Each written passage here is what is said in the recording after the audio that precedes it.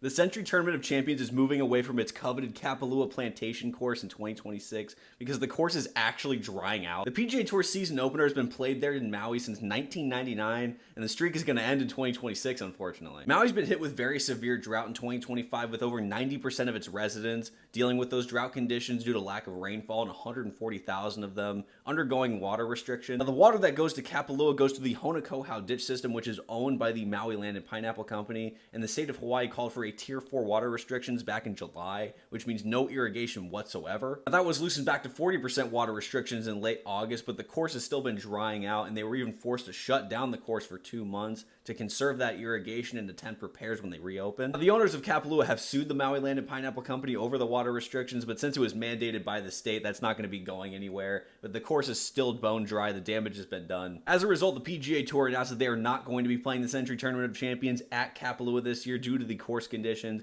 and they're most likely not going to be amended by January anyway, so they're going to be finding a replacement venue, which they have not announced yet. Now, this would be the second course replacement we've had on the PGA Tour in 2 years. If you remember, this year, the Genesis Invitational was moved out of Riviera over to Torrey Pines due to the LA wildfires, so they ended up playing Torrey twice that season. It's really tough to see the course in this condition, but if we're going for another course to host the Century Tournament of Champions, which one should we pick? Let me know.